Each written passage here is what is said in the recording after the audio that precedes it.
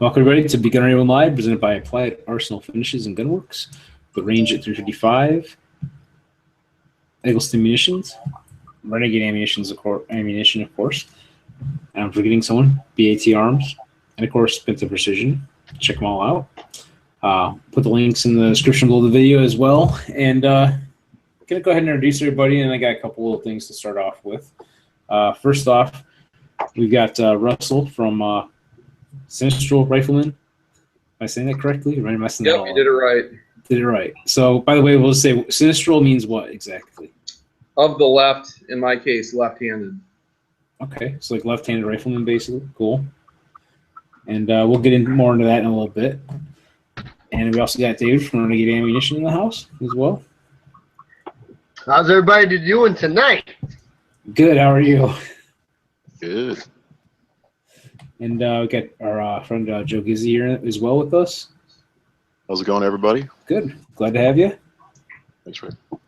And Corey as well. From is it Southern Style Beards? He's muted. Have my mute on. Yes, Southern Style Beards. Okay, so I did get it right. Awesome. Yep. It takes me a few times on these names all the time. I always mess them all up. And of course, we got our friend Tony Salas in the house as well. So welcome. Haven't seen you in a while. How's things going? Good so far. Yeah, excellent. Miss you. Should be at matches here. I know. I wish. I need to get out to some matches. Period. Since moving out here, I've only been to the range technically once. Really, I mean, well, I visited one time to a range when I first came down, and then I actually went to go shoot once at the range, which I feel kind of like pathetic about because I want to go out and do some more shooting. And speaking of which, shooting and everything, and the show and the channel and everything, I mentioned we're coming up to our 100th episode pretty soon. I don't have anything planned just yet for it. I don't know what we're going to do. No idea. But, yeah, we're at episode 97 today, and just going to have an open discussion tonight, you know, firearms and accessories and anything there is you want to talk about shooting and shooting sports, whatever. Also, want to kind of go into a couple quick things regarding holsters and so forth. And one of them is, so speaking of left-handed, because we were having this discussion off air, and by the way, this has been safety checked.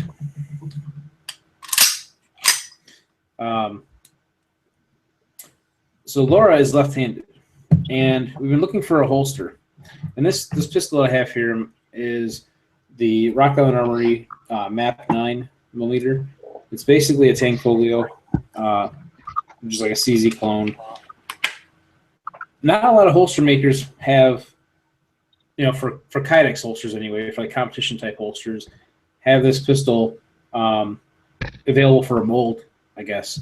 I'm sure there's some out there. I just don't know who they are exactly and everything. But I know you can also get one made custom from somebody, you know, if you can find someone local or ship the pistol off, have it molded for the pistol and everything, which is awesome. But to find something off the shelf to use for a holster, you know, if you want to go shoot a competition or whatever, you're just kind of starting out or whatever, it was kind of a challenge for that pistol. And then add in the factor of her being left-handed, made it even more challenging. So we went to some of the big box stores locally, and of course, everything they had pretty much was for right-handed shooters. And one of the holsters that was recommended, actually by Barry from Bad Arms, was the Safariland GLS series holsters, because the GLS series it stands for grip lock safety, which I didn't really point that out. It does have a grip lock right here, like for retention, so it's, you know, it's not going to slide out. It's basically locks onto the front of the trigger guard. That sort of holster fits multiple models. They actually have a couple different variants of that holster. So there's like, you know, a certain grouping of models, if it's the mid-size or a compact or a full frame or whatever it is. And they kind of give you a listing of the ones that'll fit.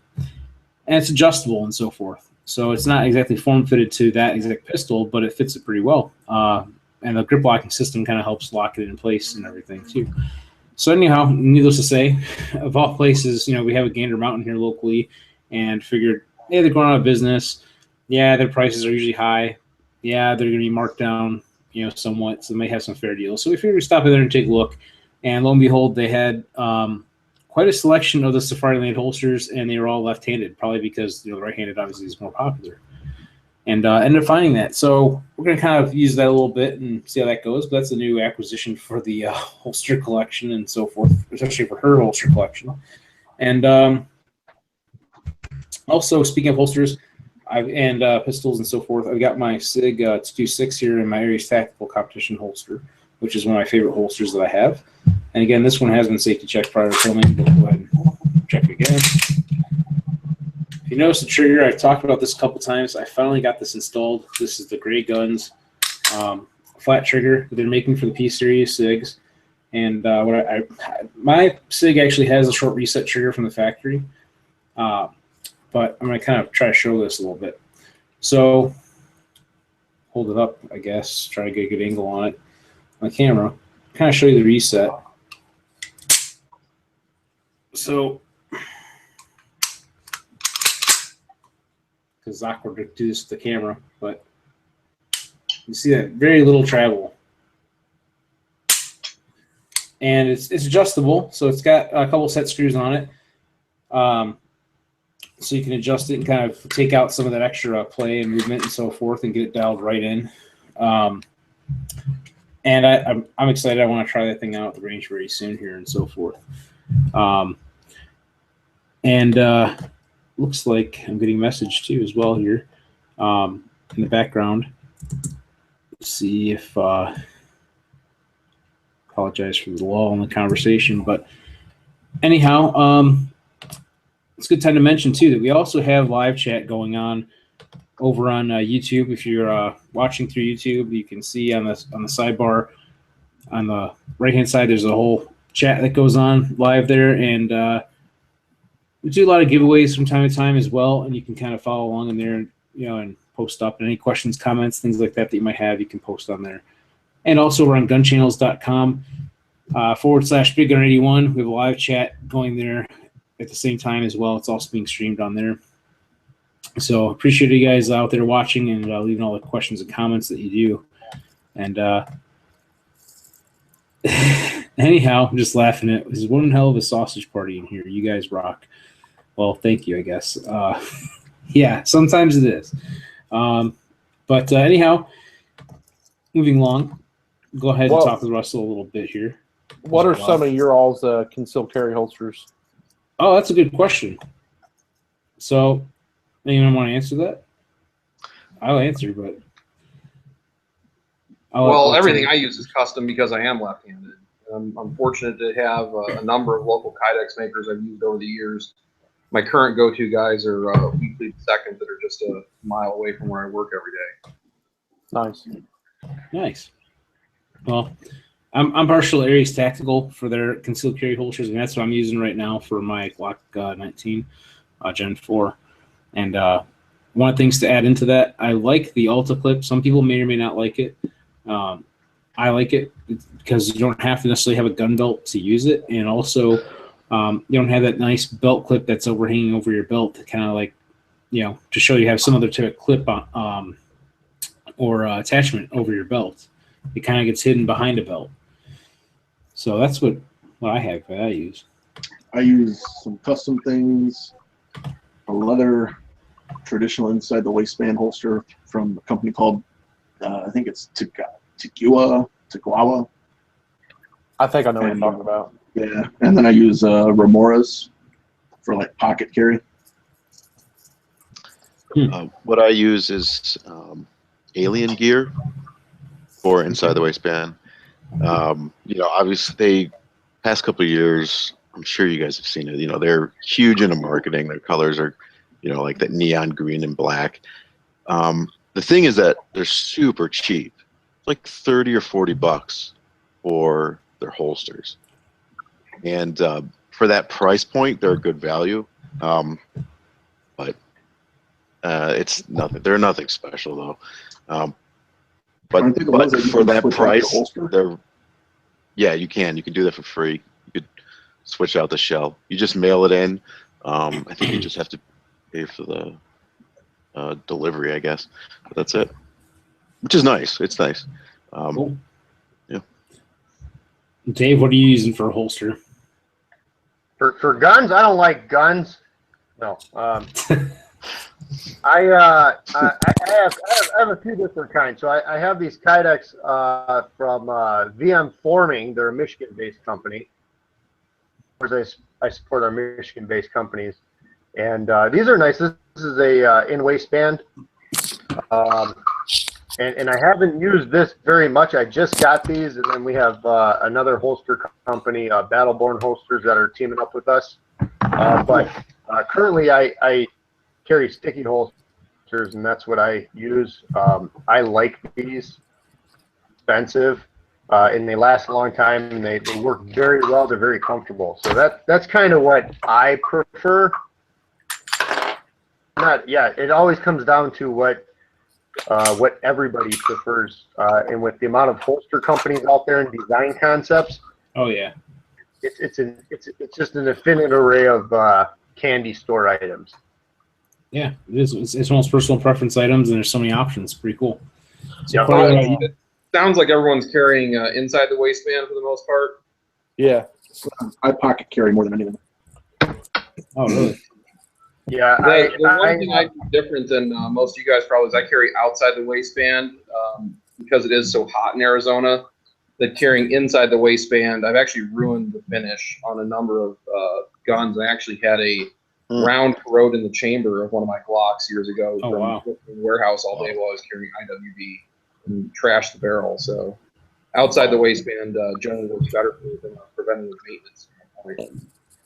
Yeah, I carry inside the pocket. I carry pocket carry because in Illinois there are so many places where we can't carry. It's just so much easier to pull it out of my pocket. Right.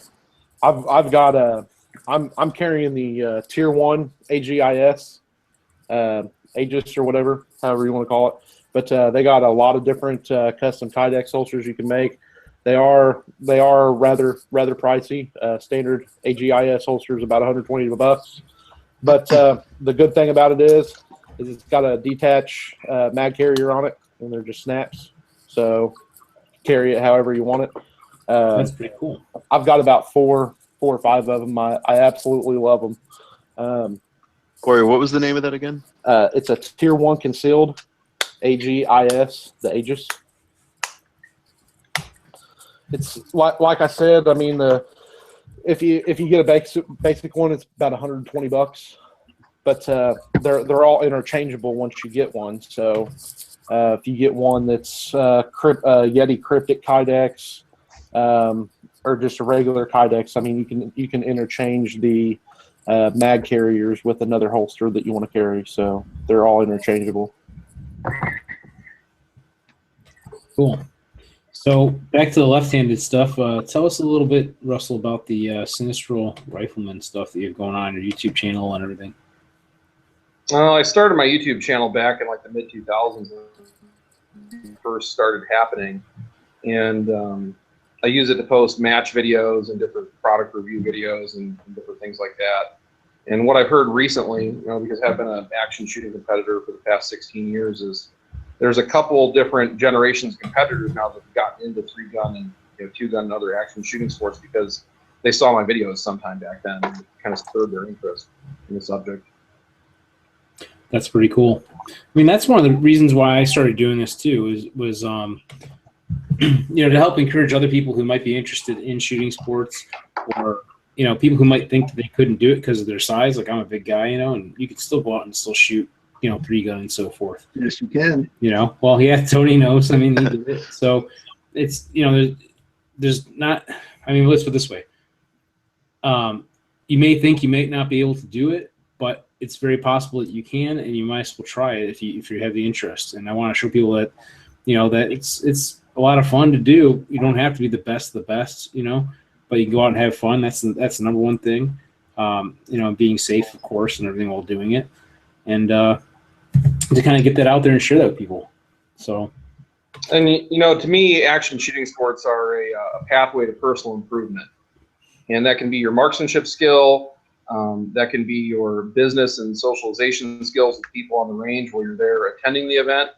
And for me, it's actually been a pathway to improve my physical fitness because of the physical nature of some of the matches I attend, to get better and get to the point where I am placing well at these events. I've had to start working out and take fitness more seriously.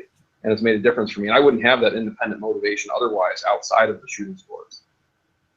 Yeah, it's very That's true. what's I know. good to me. I know Tony probably can touch on that a little bit. I was going to ask him through your experience, Tony. Have you had that? Yeah, biggest thing out here is the heat ends up getting to you, but because I've been shooting competitively more seriously, it's pushed me in the gym instead of just being like a power lifter. Now I do more cardio, calisthenics to help me at a match where I know we're going to end up using stuff like that.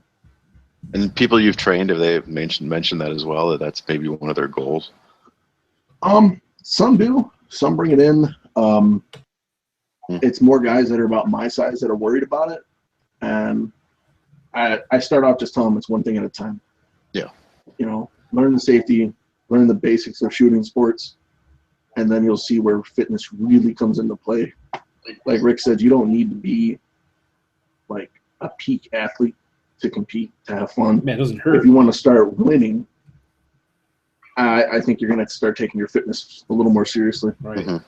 And you can't, no doubt, Tony's one of the fastest guys who's for a big guy when it comes to shooting that I've seen. Thank you. Yeah.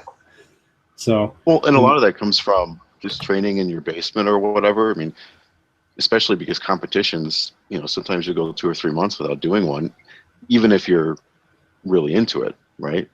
Well, right. Yeah,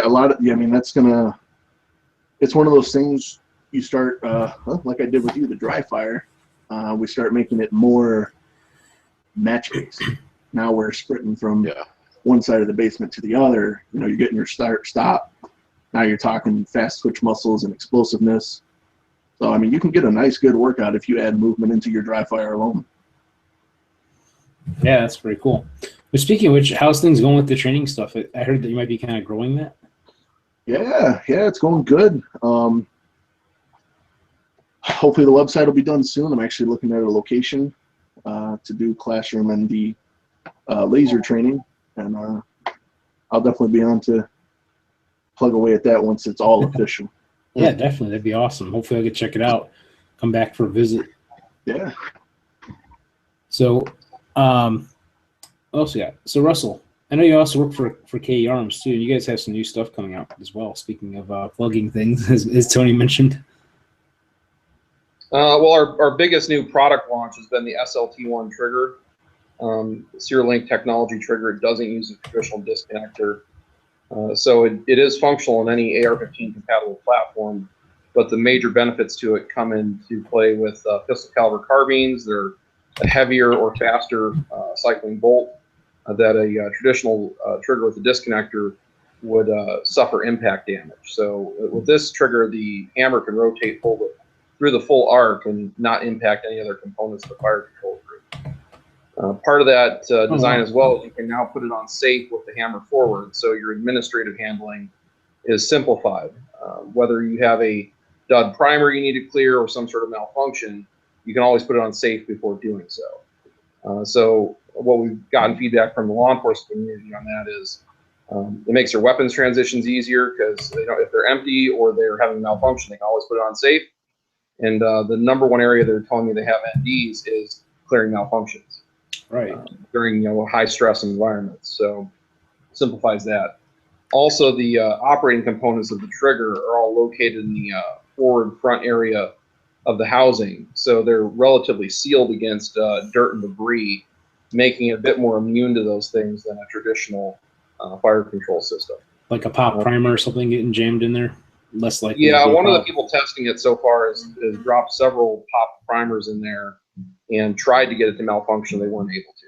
So I'm hoping those videos they're working on come out at some point here in the near future. Yeah, actually, I had a friend that it happened to. He was. Well, if you shoot matches long enough, you're going to see that. You're going to see somebody have their gun go down with a pop primer, or my favorite being a broken buffer detent. The little tip falls off into the fire control and locks the whole thing up. Yeah, he actually had one that jammed up into the safety. Somehow it got it stuck in the detent or something. I don't remember. It's kind of weird. But yeah, I you don't know. You said you're round to matches and training and so forth. see enough shooting going on, you're going to start seeing malfunctions here and there that come up, and sometimes you get an odd one, you know. So speaking of which, what's one of the most interesting ones you've seen? As far as malfunctions during a match? Sure, malfunctions in a match or in general. I saw a pop primer go directly onto the gas tube of a friend's rifle. So we sealed it. The bolt couldn't go all the way in the battery, and it was just driving him nuts because he couldn't see what was going on until he completely disassembled it afterwards. But it had wedged itself directly over the gas tube. Wow. Did it get stuck? It didn't get stuck inside the gas key, did it? No, it literally, the cup got stuck around the top of the tube, outside of the gas tube. Okay, because I think I saw that somewhere. I saw it on social media or somewhere. Somebody had one or a piece of one that got stuck inside the gas key. They're trying to figure out why it wouldn't cycle properly and whatnot, and they had to just take it apart. They realized it was stuck in the gas key just by chance. They saw it and placed the gas key on their bolt carrier group, and it was fine. I thought that was kind of an interesting find, you know, to have that happen. The worst thing I've seen as far as a gun malfunction was caused by a binary powder charge of both pistol and rifle powder in a rifle cartridge that caused a catastrophic failure of the gun during the course of fire. And It wasn't that the shooter screwed up during his reloads. He had purchased the ammunition from a commercial reloader, and they hadn't cleaned out the hoppers entirely. So that faster burning pistol powder caused the detonation of the round in the chamber, and the whole gun just like split apart like a banana peel. Wow. How did they find out? There's actually pictures of it up on my blog if you want to take a look at them later. But basically, that was the analysis they did, because they pulled some of the remaining cartridges apart and found that there was pistol powder mixed in with the rifle powder. Okay, because you could probably visually see the difference, right, between if it's like ball powder or flakes or whatever. And that's actually a very interesting one. Yeah, you never know, because I wonder if that's one of the common issues that you see when they have ammunition recalls and so forth. If it's because of things like that. I'd say the smaller the manufacturer, the more likely it is, because they're repurposing equipment. You know. True. Hey, David, do you have any thoughts on that too? Being that on recall ammunition, or just in general, even like having that happen with like using equipment for multiple calibers and so forth and different powders. I've ran into that issue to where the person put the wrong powder in the wrong machine, and we've scrapped a bunch of stuff. I've done it personally. It happens, and that's why so we have multiple quality control inspections. So usually if it gets screwed up in station 4, it's caught by station 5. It doesn't go any farther. So we've been really reluctant in the 8 years we've been in business, not one claim. We've been really good with that. But I've heard some real horror stories from business associates and things like that. It's stupidity is what it comes down to. I mean, you just can't rush stuff like that. You got to really take your time and be very precise with it, because whether it's a banger ammo or defensive ammo, it's there for a reason. Right, and I imagine that, like you mentioned, the time on that and everything, doing things hastily. It's. I imagine it's a very tight, slim profit margin type business. There's so many people competing, especially in the remanufactured ammo world. Yeah, and it is. The ammunition has probably some of the worst markups. And then when you're talking about reman ammo, a lot of businesses will even look at reman and they go, we want it cheaper because it's not factory. In my opinion, remanufactured ammunition is a lot of factory loads because, for me, for instance, we don't pump out 100,000 pieces. We do very, very small quantities, and like I said, it's quality. We're producing a quality product here versus that dinero on every sale and make as much as we can. I'd rather sell less and make a better quality product and make less on it than try to make more. All right, gotcha. So, I know Joe, you had something else you wanted to bring up too. A question. Yeah, I did. But before I get into that, I will say that Sure. Renegade is my new favorite Instagram account. It's pretty good. I try. I appreciate that. Yeah. So my question was, okay, my AR is civilian force arms, and I saw recently on a video, I think it was Iraq veteran or something, where they had a like a gold charging handle on an all black rifle, and I was like, wow, that looks really cool. It's kind of subtle, but I thought it was awesome. And they mentioned that it was a Geisley super charging handle, which is this guy right here, okay, in gold. Now, from what I could tell on the Geisley website, you know, it seemed like for all AR-15 charging handles, they're all the same size, for the most part, if you're just getting the standard one.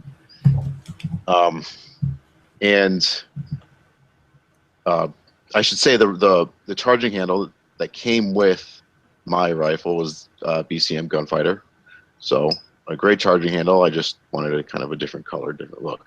So anyway, I switched it out, and it looks great. Went to the range and realized that it would pull the bolt back fine, and then I could lock it. And if and I put a full magazine in, and then I released the bolt, it would chamber around. But if the bolt was just down, and I put in a full magazine, and then I just kind of charged it back and let it go, it wouldn't chamber around. And I thought that was really odd. So I don't know if, and the BCM charging handle, I never had that problem with. It would do it both ways. I don't know if anybody's ever heard of that. Yeah, I did mags. The same mag, yeah. Okay. I mean, I tried it multiple with different ammunition. I tried it with, you know, I mean, all I used was Lancer mags, but yeah, I thought it was kind of odd. I was kind of disappointed because it looked great, but it wouldn't, it just wouldn't chamber around that way. So I don't know. And I didn't measure it, and you know, I guess they're around like 6 inches or whatever, and it does seem like the Geisley handle is slightly shorter by like maybe 1/8 of an inch or something. And I'm not talking about the entire handle. I mean like the actual rail on the inside. If you measure it from front to back, it is slightly shorter than the BCM handle. So I don't know. Maybe I'll just call them and ask them about it. It could just be a defect, or it was just really weird. So I thought that was kind of interesting. That is. Anybody have any thoughts on that one? I would contact guys that are pretty good about it. Yeah. Yeah. It definitely doesn't sound normal. But as far as you know, all AR-15 charging handles are supposed to be the same size. Like, you're not supposed to specify which one you want, right? Right. Yeah, no, they. No, that length is universal. So. Right. That's it. Yeah. Anyway, I mean, so I'll keep you up to date on that, but it was very interesting. with the exception of all of them being the same, this one's, if you look at that, I mean, that's massive long. And what it is this is actually that Haibu, For the Haru, yeah. engagement rod charging handle. You guys seen those yet? I think you've been in contact with Steve, or Steve's been in contact with you, hasn't he, Rick? Yeah, I've been talking to him a little bit, but I haven't had a chance to really actually have a good conversation yet with him. But yeah, these are awesome. I got one on my AR, and what it is it turns your existing charging handle and does away with the T right handle and turns it into a complete foregrip. Racks like a pistol slide. It's really nice, actually. I'll break out my AR and I'll kind of give you a demo on it in a little bit. it's kind of a cool concept because you don't have to have that, like, you know, try to grab onto the latch type deal. You just grab it with your whole hand. Natural is what it comes down to, and it's faster. Safariland manufactures them for Falcon 3.7. Mm-hmm. So I'll break mine out and then I'll jump back on and I'll Cool. all right. Yeah, I haven't had any issues with it. I mean, obviously there's a million different manufacturers for these things, and that's part of what the 50 States project is kind of about too, showing some of the different companies out there and where they kind of come from, and sharing their stories. And it's amazing how many different variations of charging handles there are. Whether it's a different company that makes it, or what option they offer for it, and or what color it comes in. That just kind of goes for most things with these rifles too. Just kind of amazing. But they're a lot of fun. We offer 3 different 5.56 ones and 2 different 308 ones, and we offer them OEM to about a dozen different companies that are branded as theirs. So yeah, there's a lot of that too in the industry when people buy other people's stuff and rebrand it. Mm-hmm. All right, you want a quick demo? Yes, we'll go ahead and do the quick demo. This is how mine sits on my on my AR, and as you can see, I'll try to get you in here. It's actually recessed back, so there's 2 positions on the back of the charging handle, which is actually a Picatinny rail. So you can mount this back or forward. Well, being my optic sits back past where my charging handle would normally sit, it reduces the amount of grip I'd have. So I put it in the back position because it works better for me in that position. Of it is that if you get a jam or a malfunction or whatever, you can actually grab a hold of it, pull it back like a pistol, and let go. And it's actually fairly quick versus trying to get in here and underneath your optic, depending on what you got on it and everything. It goes really, really quick, and it's natural.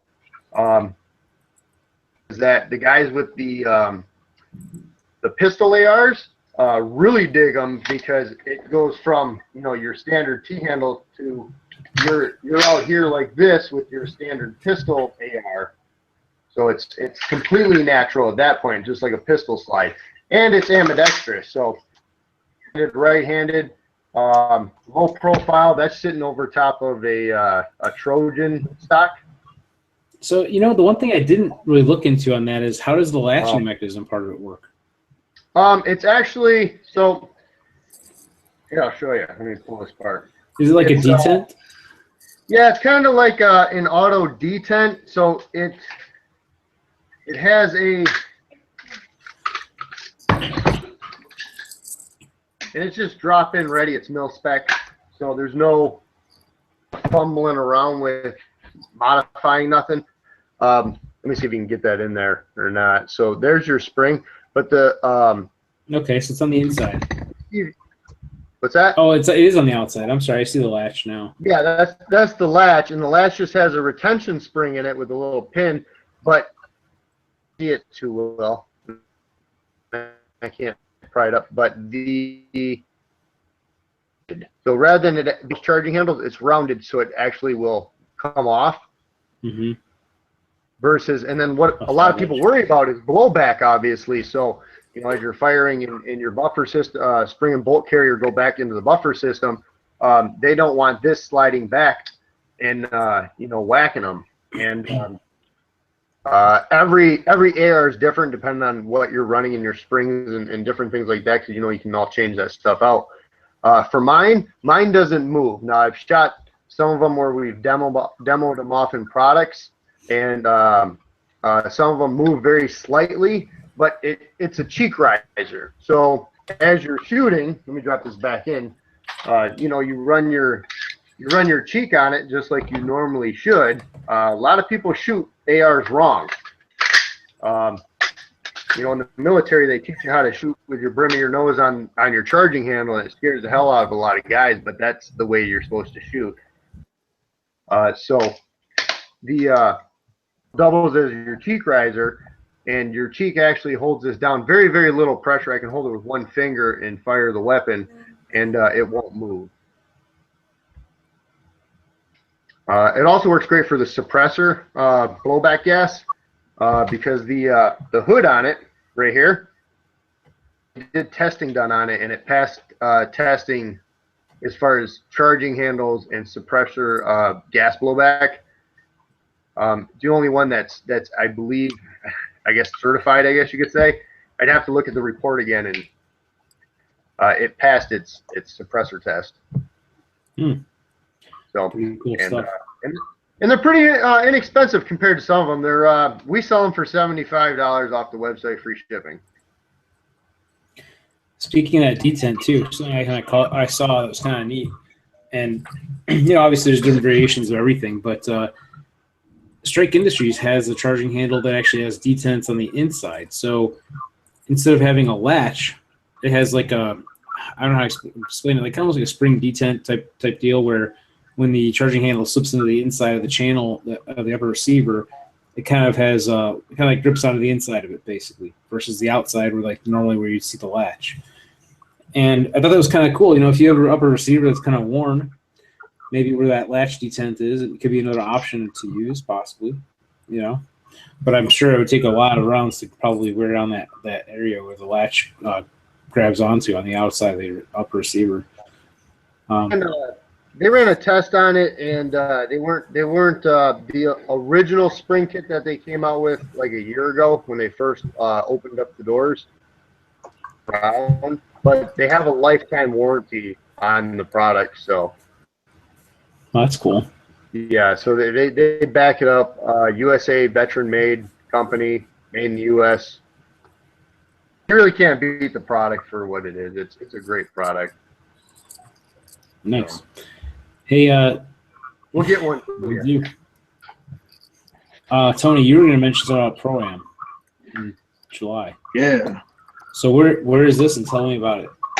The Pro-Am's coming back this year, and it is an all-falling steel match, and it's set up it's Pro-Am style, just like you would like in golf, pro shooters and amateur shooters. And there's 3 different divisions: open, limited, and pistol caliber carbine. Where is this held at? It's in Florida at what is that? New Smyrna Beach. It's at the Volusia County Gun and Hunt Club. Cool. So you're going down there? Yeah, I'll be down there. It's going on July 28th through the 30th. 8 stages. They're par time. So instead of running a shot timer, you get whatever the par time for that stage is to shoot as many steel down as possible, and that's your points. And they're going to have over 300 pieces of steel for the entire match. Wow. I wonder whose steel they're using for that. Yeah, I'm not sure. That's definitely a lot. Yeah, no doubt about it. Make sure you hydrate for that one, man. Oh, yeah. Yeah.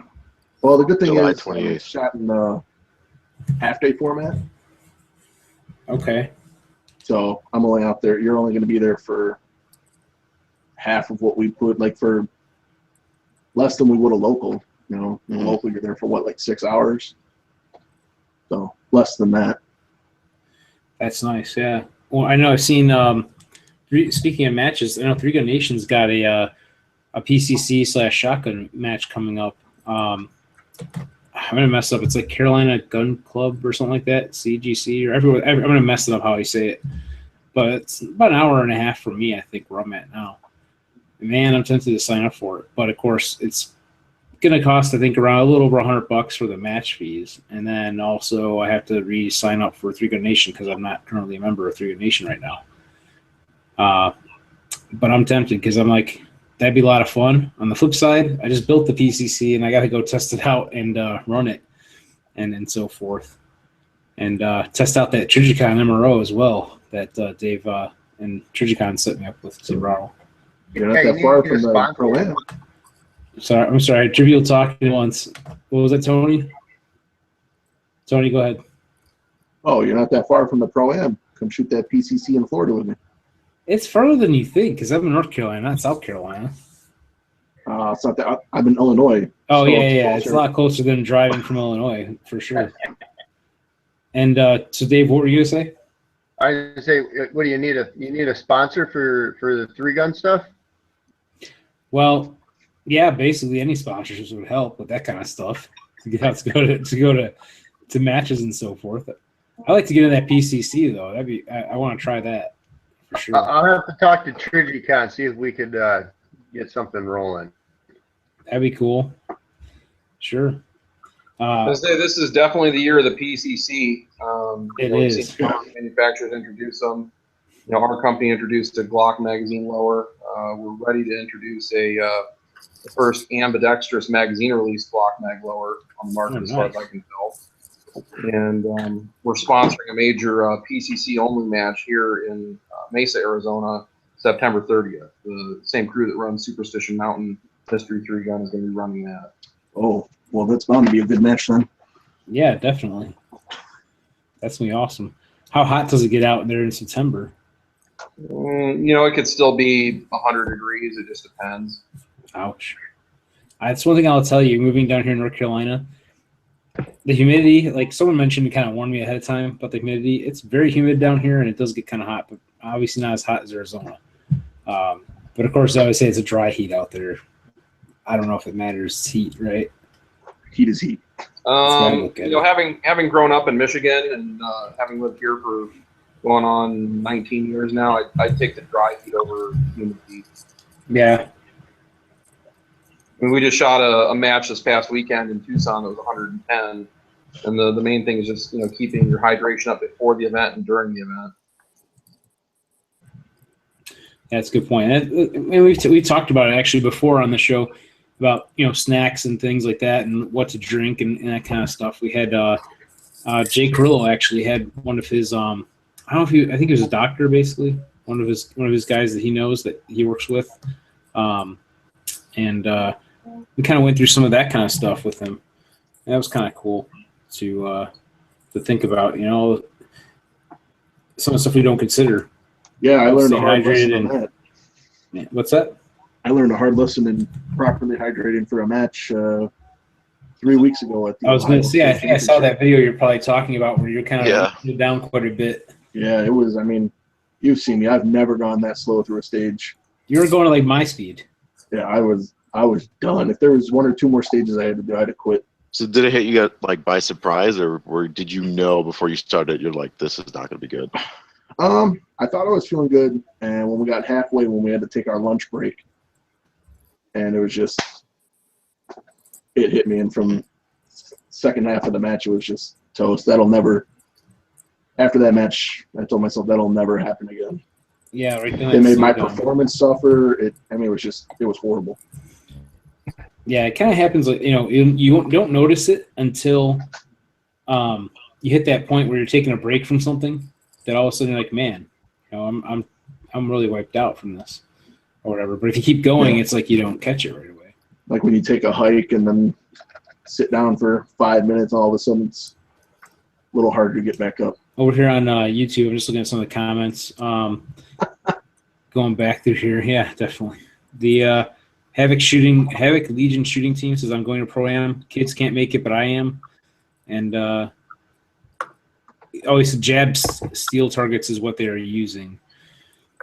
Also, to back up a couple things are written on here too about what hands would be a big downfall on that. I'm assuming he meant like on the Habu, if your hands are wet, they slip on grabbing that charging handle. No, I'm gonna do a video review with a number of different things. So I'm gonna use water, dirt, motor oil, and I'm gonna do a review on because that's the biggest question is like, oh, it was raining during our match, and how's this gonna work? And it's actually perforated. What did I do with it? Let me grab it. Well, one thing I'll mention while you're doing that too is our friends James Renteria, who is from High Speed Shooting Stabilizers. I think he put some type of texturized coating on one of them. I don't remember what it was. I want to say it was like a rubberized undercoating or something he sprayed on it to kind of give it some texture. I don't remember for sure though. Yeah, I've seen a lot of people. We hydro dip them and Cerakote them, and we can customize them and stuff. But it's rigid. It's ribbed. Yeah, it's ribbed, and it's like this on both sides. So it's and they're pretty decent style. You know, I bet you could Not stipple it grip too, on or you, whatever, but if you it- really wanted to. what's that? I bet you could stipple it too if you really wanted to. Yeah, I mean, if you wanted to, you could. I don't shoot matches. I don't know if a lot of guys wear gloves when they shoot matches or don't wear gloves. You know, so the 3-gun shooters and the 2-gun and all the other the shooting match stuff that they have, I don't know a lot about it. But in general, I mean, I haven't had any problems with it. I've heard a few people complain about it, but you get that with anything. Like it and the people that don't like it. More people like it than don't like it, in my opinion. So And it's something different turns too. on them. Was that right? And it's something different too, which is kind of cool. You know, there's so many different flavors of these things, like I said. Yeah, And and it's just neat. There's something different, you know. yeah, and these come in Magpul Black, Dark Earth, and OD Green, and they're all Safari Land colors. So if you have like Safari Land gear, you can have it Yeah, match your stuff. if you have something from Safari Land, this will match it perfectly because it's the exact same pellets that they use to make their holsters or everything else. I'm not sure what it's called, the material. Uh, We'll say Plastic. polymer. yeah, Plastic. polymer, plastic, whatever it is. And actually, Bill Rogers is one of the endorsers on it. So I'll sound ignorant. Who is Bill Rogers? You know, that's kind of ignorant question too. I believe he is the owner of Crow. He owns and operates Rogers Shooting School. Rogers Shooting Supply, is that what it is? Okay, yeah. Shooting School. He's a pretty well recognized trainer. He had a federal law enforcement background, from my understanding, and he was the innovator behind a lot of Safariland's holster designs. Cool.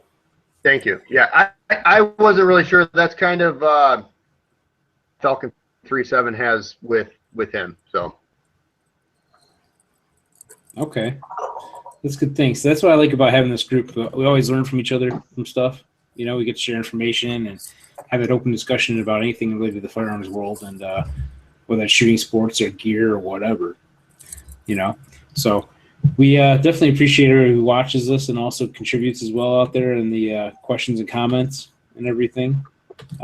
We had some good feedback, you know, here and there throughout the show and previous shows and so forth. And it's just been kind of a fun experience so far. And looking forward to the 100th episode. Like I said, got to figure out something to do. Maybe get some giveaway or something to go with. Someone mentioned do a rifle giveaway. Yeah, that would be nice. But I got to keep in mind, too, rifles kind of cost money, too, as well. And if we can get that put together somehow, yeah, it'd be awesome. Otherwise, wanted to try to do something, you know, for everybody out there who has helped participate in this whole thing. So, anyway, Rick, we're gonna do these for giveaways tonight. 2 of them. Ah, nice. So is one of those got the special tip on it? But these ones don't have the APIs on them. These are just regular. Yeah, I saved.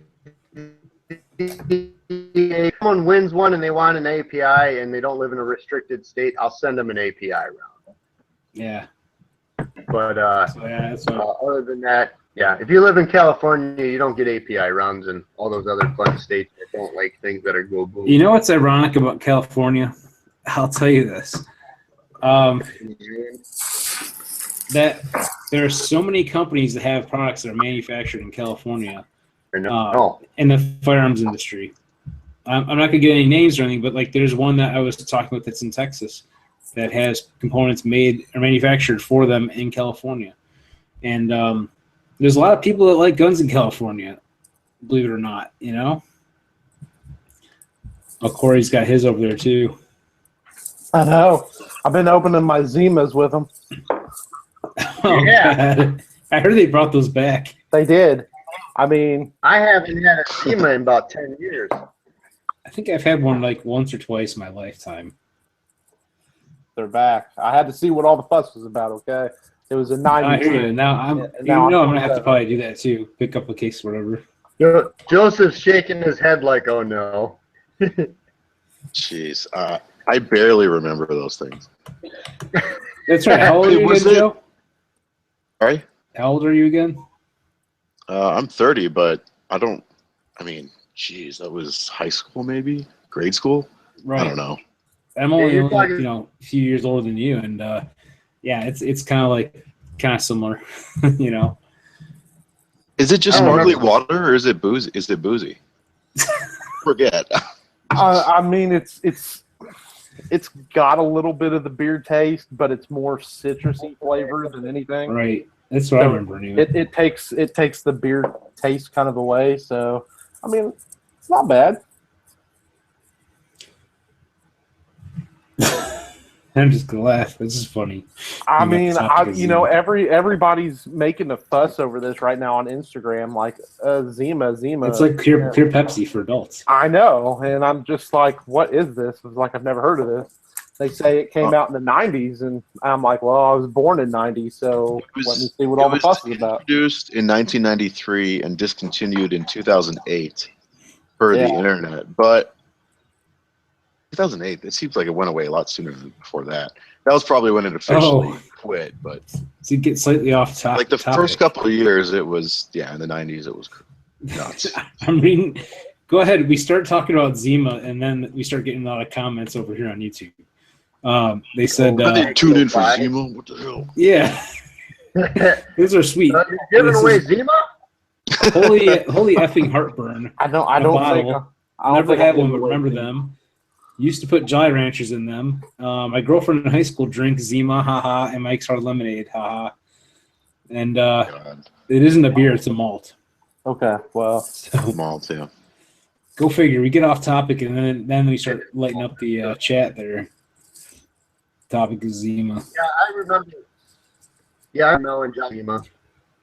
So just to reiterate too, we don't recommend drinking alcohol and operating firearms or working on firearms. If just throw it out there. So got to drink responsibly and shoot responsibly. So, I don't know. We should change my slogan from "Have fun shooting" to "Shoot responsibly." Not for this episode. Yeah. Anyway, so Russell, I don't know if you got anything else you wanted to throw out and then talk about.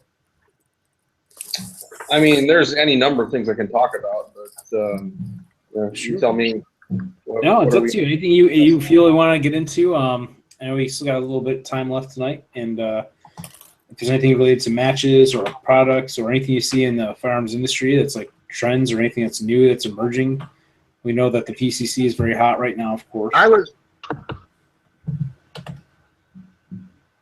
Well, I mean, the market in the firearms industry is going through a readjustment right now because everybody panic bought leading up to the election. I've been in the industry itself since 2001. I went through the 9/11 panic where everybody bought up everything that was available. The 2004 celebration of the assault weapons ban going away spurred a lot of sales. Barockalypse Part 1 in 2008. For about I never heard that one. months. That's a trademark term, by the way. I came up with that. So the market went crazy for 6 months in 2008, and then it crashed, and it took about 12 to 18 months to reset. And about the time business got back to normal, and Sandy Hook and the 2012 election happened, and then we went into an unprecedented sales spike then. Yeah. And a lot of companies got into the business during that period, thinking it would be very profitable. And it was for a short period of time, but now it's going through a reset again. And I think the companies that are developing new products and the companies that are diversified are going to succeed. And we're going to see a lot of the fat cut out of the industry, and hopefully get back to some sort of homeostasis. Because long term, having an administration that's friendly to guns is better for us because we can more safely decide what capital investments we want to make in new products. We can more safely study market trends, where in those panic highs and lows, it's all about just making the same basic stuff that people are afraid they're not going to get again. So I think we're going to see more innovation overall in the industry right now. And I know, we've come up with new products that we wouldn't have if, it had gone the other way. We'd be just running forged receivers as fast as we could 24/7. But now we got a new trigger coming out. We got a new block mag lower coming out in addition to one we already released. We're doing a new flared magwell lower that's compatible with, drum and 60-round Surefire magazines, Magpul D60s. And, every week we're talking about what are we going to do new and what's going to come up next. So, and, 6 months ago, or I should say more like 7 or 8 months ago, we weren't in a position, given where we thought the election was heading, that we could even do that. So it's good to get back to innovating again. Definitely. No, I think from the little bits and pieces that I've seen too, it's like the word reset, and so forth. And, going to the NRA show, for example, and talking with a friend who's in the marketing aspect of it, he said, basically there's going to be some companies that are here now that a few months from now or a year from now are not going to be in existence anymore. And it's kind of sad to think that way, but of course, obviously the supply and demand and things kind of change, and there'll be more innovations, and the people who can't innovate and survive are going to probably disappear. At least that's just from what I've heard and what in opinion, I guess, is the way to put it, more than anything. So I'm guessing that throughout the 50 States project, which is going to span several more years yet to completion, unless laws all of a sudden change or something and I can't get lowers and things like that to finish completing the project, but I hope that doesn't happen. There's probably going to be some companies that might not be existing by the time that's done. Of course, the one thing I'll mention too about the project is that I know Dave was kind of echoing there for a second, is it's flexible. So in the fact that, a couple of years from now or whatever, if you want to do an update to a rifle, we can do an update. Uh-oh. Getting some feedback off Dave, and I just going to see if I can knock it out real quick. I think I got muted maybe there. Anyhow, so we got some good questions and comments. I just saw something that popped up on my screen there. Let me go take a quick peek at looking for a dry fire program for 3-gun. Anyone got any recommendations? And looking at a 10-inch 300 blackout or 300 ACC upper for a SBR build. Anyone know what to look for? Both those are pretty broad. Is there? I'm glad you brought those up since we'll be wrapping up here shortly. So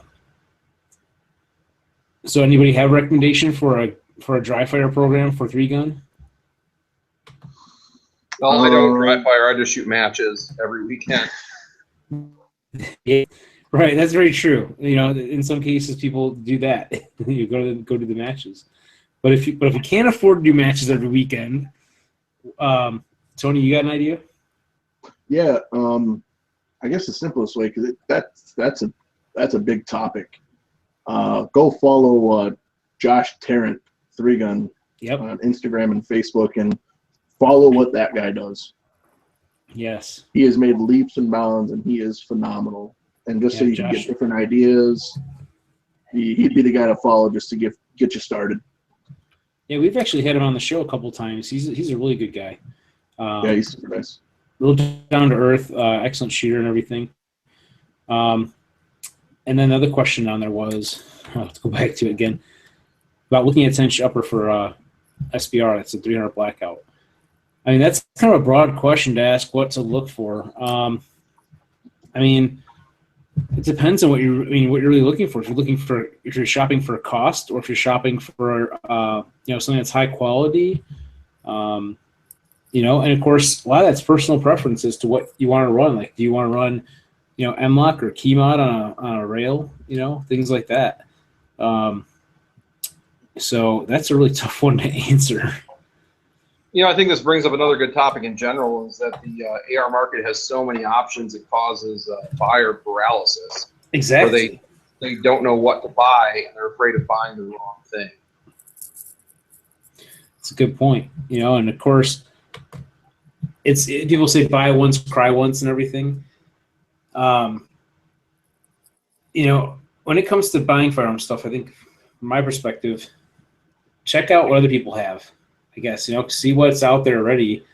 Go to the store, look at different components. If you're not sure what you want to purchase, figure that out first. Figure out what kind of handguard you want on it.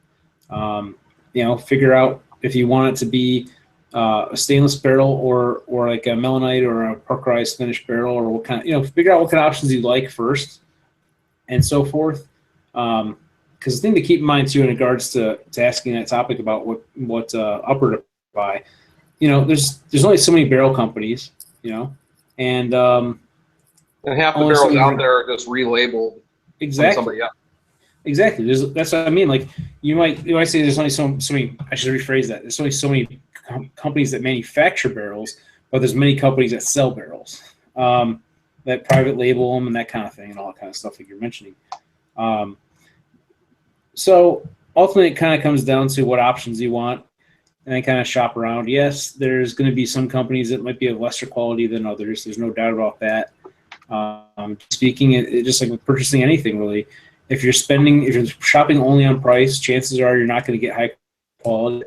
If you're looking at moderate to higher end pricing, you're going to get something that's probably better quality in most cases. Not a guarantee, but it's more possible in that respect than the other. What should you stay away from is what he asked too as well. I would probably try to stay away from maybe some of the small companies that are really low price, because my opinion, again, you might find some of these things have like Chinese made handguards, that are made overseas and things like that people are assembling to kind of cut costs to give you something less. I mean, I'll give you a general rule, like outside of my job and how I would pick an AR upper independently. Mm-hmm. Just like I tell people in the CCW class that I teach, I wouldn't trust a handgun that costs less than $400 in my life. Okay. With uppers, it's kind of the same thing. When you start seeing uppers, even in this saturated market, that are below $350, $300 in cost, they're cutting corners somewhere. Right. My threshold for an upper that's probably going to run is around $400 to $450. And then if you want something that's a more premium upper, you're going to be spending something like $700 to $900 on it. But those cheaper uppers, like you said, they're using imported parts. And they are cutting corners to get to that price point, or they're just straight up going out of business because they're overstocked and they just need to liquidate inventory at this point. Yeah, very valid point. Rule of thumb I heard before when it came to buying. Sorry, I'm getting an echo off of David. Sorry. I'll go ahead and mute you for a second there. So, like someone said, for example, you're going to shop for a washing machine. If you buy the absolute cheapest one, you're going to get the absolute cheapest one. If you spend, if you buy the best of the best, you're going to, the highest price one, I should say, you're not going to get that much more value over the mid price or the mid high price unit. Just kind of a general rule of thumb. It makes a lot of sense. You might get some extra things, but is it worth it? And it comes down to personal preference at that point too, of course, and so forth. I don't know if he's got any other questions on there. I'll just a quick peek back at YouTube to see if any follow-ups to that. He said, let's see. Wow, Josh Jarrett is the husband and friend of a few people I knew in high school. Small world. Oh, yeah. Dean Dang is on there. He says, thanks for the info. He said, Lynchpin, who asked that question originally in regards to the upper, said I was looking at Arrow and BCM and PSA. I don't really want to get into comparing those, different options, but they're all known companies and so forth. So,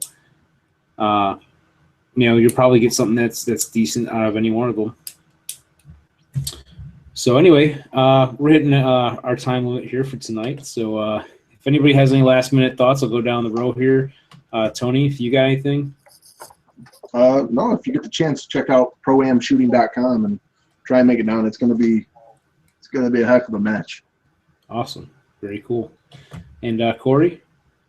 Hey guys, as always, it's always a pleasure being on here. I learn a lot every Tuesday night when I'm on here. Hey, so do I. With some phenomenal people every week.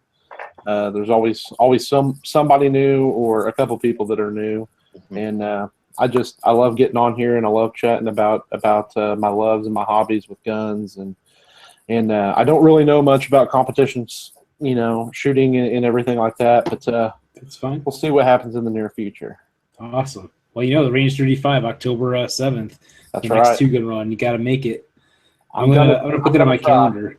Wait, when's the next one? I believe it's October 7th. Joe, you missed Yeah.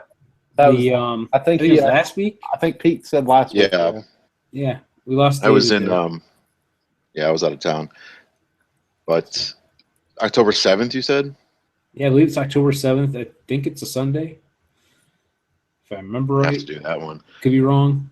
I got to make Yeah. plans to fly back up there. I might be borrowing a gun or something, or maybe flying my stuff. I don't know yet. Yeah, you got to come in for that. I got stuff for you, Rick. There you go, Tony. Appreciate it. So, yeah, and Pete actually rifles. offered that too. You're pointing to something back there. What were you pointing at? We got rifles. We're good. Rifles. We got rifles. Awesome. It'd be fun. Hopefully we'll get it to happen. I'm, fly back. Basically fly there on Saturday or Friday night and fly home on Sunday after the match. Mhm. Sure, why not? So, Dave, you got anything else you want to throw out? If you're still with us, I know you were kind of coming in and out there towards the end. I'm guessing he's out right now. So I'll move on to Russell. If you've got anything else you want to mention. Sure. People can find my blog at sinistralrifleman.com. I'm also on Facebook at Sinistral Rifleman and Instagram. I'm constantly posting match videos and product reviews and using all the stuff we make in matches week to week. Yep. Over all the stuff you make from over at KE Arms, correct? Correct. So you can check out kearms.com. Yep, kearms.com. Awesome. And I don't know if Dave popped back on or not. I'm guessing he's gone. So, or maybe I don't know. Yeah, he's still just a round circular icon there or logo. So anyway, we'll get him back on next. Oh, he says he's lagging. Yeah, he's having some issues with his connection. He dropped out again. So anyway, wrap things up tonight. Appreciate everybody being on with us and for the conversation. And to everybody out there who's been watching and following along over on gunchannels.com. And also over at oh man, I was getting audio off of Dave there. He was echoing. Apologize. I just noticed too, there's a couple conversations on this. I'm jumping back and forth between Gun Channels and YouTube. So it doesn't think I'm reading this side. I do read it over on Gun Channels. Sometimes I don't get to it right away. And I'm just going to let them know I am still watching that. They weren't as active over at Gun Channels as they were on YouTube today. So anyway, go ahead and wrap it up. Thanks everybody for watching, and always till next time, go out and have some fun shooting.